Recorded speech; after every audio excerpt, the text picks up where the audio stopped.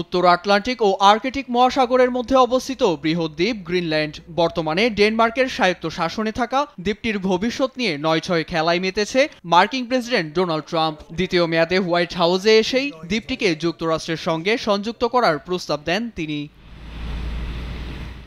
সম্প্রতি নির্বাচন শেষ হলেও সরকার গঠন করেনি গ্রিনল্যান্ডের কোনো দল।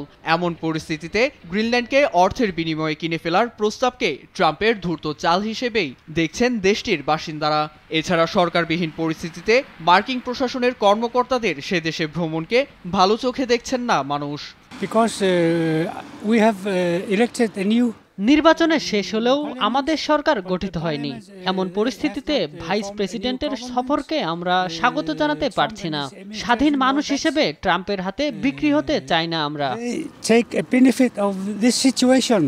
এদিকে গ্রিনল্যান্ডকে যুক্তরাষ্ট্রের অংশ করার পরিকল্পনাকে গুরুত্বের সঙ্গেই দেখছে রাশিয়া। মস্কোর আশঙ্কা, ভবিষ্যতে যে কোনো সংঘাতে আর্কটিক অঞ্চলটিকে ব্যবহার করবে পশ্চিমারা। বৃহস্পতিবার রাশিয়ার উত্তরাঞ্চলীয় শহর মুরামানস্কে আর্কটিক ফোরামে এমন মন্তব্য করেন রুশ প্রেসিডেন্ট পুতিন। মার্কিন প্রশাসনের বক্তব্যকে ফাঁকা বলে মনে করা হবে বড় ধরনের ভুল। মার্কিন পরিকল্পনাগুলোতে দীর্ঘদিনের ঐতিহাসিক যোগসূত্র রয়েছে।